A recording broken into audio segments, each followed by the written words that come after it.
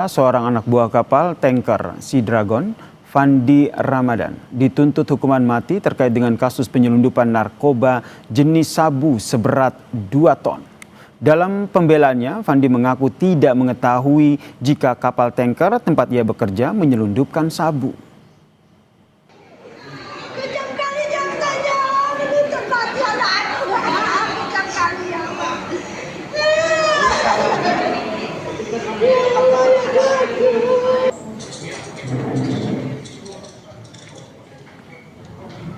Ibu Fandi Ramadan saudara menangis setelah jaksa memberikan tuntutan hukuman mati kepada Fandi terkait dengan kasus dugaan penyelundupan 2 ton sabu. Keluarga menilai Fandi tidak mengetahui jika kapal tempat ia bekerja membawa sabu.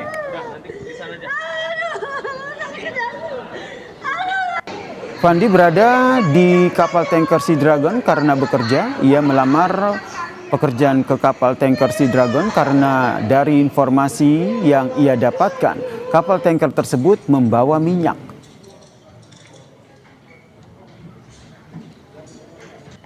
Adil, hukum itu adil.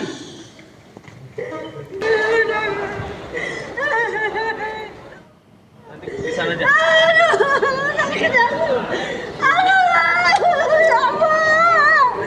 Mari, lihat.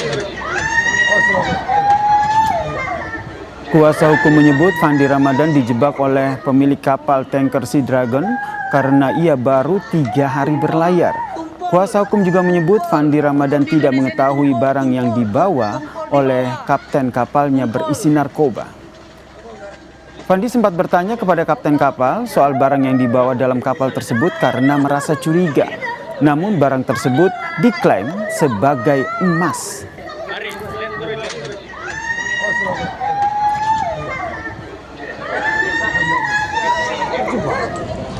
Direkrut, bukan dia melamar kerja di perusahaan asing itu, diterima, kemudian dokumennya diserahkannya sama kapten yang mengurus segala sesuatunya. Tentang itu barang bukti itu waktu di kapal, dia kan sudah ada kecurigaan sama kapten itu ya. Apa ini Cap? Itu dibilang emas dan uang. Itu sempat dia curiga juga, sempat dia bertanya juga supaya itu dibuka, tapi tidak kasih. Cuman dia mau melawan di tengah laut, tak mungkin. Kapus Penkum Kejagung Anang Supriyatna memastikan jika tuntutan maksimal hukuman mati kepada Fandi Ramadan dan 5 ABK lainnya oleh jaksa dalam sidang di Pengadilan Negeri Batam sudah sesuai dengan barang bukti yang dimiliki jaksa. Kapus Penkum menyebut Fandi Ramadan dan juga anak buah kapal Sea Dragon sudah mengetahui jika kapal tempat mereka bekerja membawa narkotika seberat 2 ton. Kapus Penkum juga menyebut terdakwa Fandi Ramadan dan ABK lainnya juga sudah menerima pembayaran. Itu jenis sabu di tengah laut. Dan para terdakwa sadar dan mengetahui, termasuk yang ABK itu mengetahui bahwa barang itu adalah barang narkotika, dan itu disimpan sebagian ada di haluan kapal, sebagian lagi disembunyikan di bagian dekat mesin. Artinya menyadari dan menerima pembayaran juga yang bersangkutan. Dituntut maksimal berarti melakukan ini kan karena kejahatan itu berarti kan sudah mempertimbangkan berbagai hal, termasuk karena yang penting bagi kita negara dalam ini komitmen melindungi warga negara dari bahaya narkotika. Ini kan hampir 2 ton loh, nggak main-main, dan itu melibatkan lintas negara. Ini kan kejahatan internasional. Dan untuk mengulas bagaimana melihat kasus ABK kapal yang dituntut hukuman mati karena kasus narkoba 2 ton ini saudara, kita bahas bersama dengan mantan jaksa Jasman Panjaitan dan juga guru besar Fakultas Hukum Universitas Sudirman, Prof. Hipnu Nugroho. Selamat petang semuanya. Selamat petang Mas Yasir, Pak Jasman. Oke, Pak Jasman, suaranya terdengar ya? Selamat sore, Prof. Selamat sore, Oke, Prof. saya mau ke Pak Jasman dulu nih sebagai mantan jaksa begini. Menurut Anda apa yang menjadi parameter utama atau pertimbangan dari jaksa hingga akhirnya dalam tuntutannya yang memberatkan terdakwa Fandi hingga dituntut pidana maksimal hukuman mati? Baik, seperti yang disampaikan oleh Kapolres Penkum tadi, dilihat dari jumlah barang bukti yang sampai 2 ton. Kemudian juga kalau sesuai dengan fakta yang diterima oleh jaksa dalam penyidikan, bahwa si tersangka ini sudah menerima sesuatu, kan gitu. Nah, itu mungkin dasar pertimbangan daripada pihak kejaksaan. Dalam hal ini, kejaksaan juga ini kan bukan hanya kejaksaan negeri Batam. Pasti ini sesuai dengan protap di kejaksaan itu sudah direntutkan, artinya diminta persetujuan ke pimpinan. Jadi biasanya pengalaman untuk menuntut kasus seperti ini yang berat itu pasti dilakukan expose di hadapan para petinggi kejaksaan. Makanya dalam hal ini Jaksa Agung atau minimal Jampidum, Jaksa Agung Muda Tindak Pidana Umum, baru menorehkan persetujuannya, begitu. Oke. Jadi alasan itu tadi dari sisi barang bukti dan fakta bahwa terdakwa ini sudah menerima sesuatu. Oke. Gitu loh, Pak. Nah, meskipun ada pembelaan yang disampaikan oleh terdakwa yang menyatakan bahwa baru tidak tahu kalau kapal itu membawa narkoba, baru berlayar dengan menggunakan kapal itu 3 hari, itu tidak jadi pertimbangan atau seperti apa? Ya, itu bisa-bisa saja. Dan kalau memang ini kan baru tuntutan, kan terdakwa masih berhak mengajukan pledoi, mengajukan pembelaan yang menjadi tanggapan terdakwa terhadap tuntutan.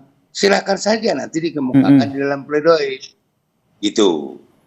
Baik, saya ke Prof. Hipnu. Prof. Hipnu, bagaimana Anda melihat konstruksi hukum kasus ini? Terlebih jika kita lebih fokus kepada apa yang disampaikan oleh Fandi yang menyatakan bahwa ia tidak mengetahui bahwa kapal itu membawa narkoba, kemudian baru berlayar 3 hari. Ya, ini saya kira saya sependapat dengan Pak Jasmin, baru tuntutan. Nah, gitu. Baru tuntutan. Oleh karena itu, dalam hal seperti ini harus dijelaskan peran penyertaan itu seperti apa. Pelakunya utama siapa? Yang turut serta siapa? Yang membantu siapa? Apakah ada relasi kuasa? Karena kita lihat tuh, ini Fandi itu baru 3 hari. 3 hari orang cari kerja. Dia saya kira tidak tahu apa yang terjadi. Lah, ketidaktahuan itu saya kira juga diperhitungkan. Karena apa, Mas Fandi? Kalau kita lihat pasal 114, itu biasanya untuk bandar, kurir. Itu kalau kita lihat data-data itu. Lah, pertanyaannya, orang mencari kerja yang baru bekerja, yang kemudian mungkin tidak tahu yang terjadi. Oleh karena itu, dalam konsep penuntutan tadi yang sampaikan itu masih terbuka bagaimana menjelaskan profil Fandi, profil perbuatan. Karena ingat, dalam KUHP kita itu menganut asas dualistis. Karena dipakai penyertaan dualistis antara perbuatan dan pembuat. Nah, pembuatnya ini kita baru 3 hari. Tampaknya sebagai alasan nanti, kalau memang betul bahwa dia tidak mengetahui atau mengetahui dalam keadaan tekanan, ini udah orang asing loh, organisasi internasional, itu saya kira menjadi pertimbangan. Sehingga mudah suatu pertimbangan tersendiri dalam suatu putusan nanti. Gitu. Sementara itu juga Prof. Hipnu, kita ketahui bahwa Kejagung sendiri menyebut bahwa Fandi dan juga terdakwa lainnya ini menerima uang begitu. Bagaimana akhirnya dari pihak Fandi, kuasa hukumnya bisa membantah hal ini? Ya, oke, menerima uang sebagai turut serta. Tapi dalam konsep turut serta itu harus melihat dalam suatu kehendak yang sama. Dia menerima uang dalam konteks mungkin ya, kita tidak tahu bekerja kan gitu. Tapi tidak tahu apa yang terkait narkotika. Ini yang paling penting dulu. Jadi sejauh mana si terdakwa mengetahui itu narkotika. Itu yang menjebak. Karena kita harus tahu model, Mas. Jangan sampai anak bangsa kita itu dituntut mati-mati terus. Kita harus melihat bahwa jebakan-jebakan dalam suatu kasus narkotika itu banyak sekali. Ini yang membawa anak-anak bangsa itu menjadi korban-korban semuanya. Disitulah saya kira harus dibuka seluas-luasnya sehingga ada suatu equality, keseimbangan dari perbuatan dan pelakunya begitu.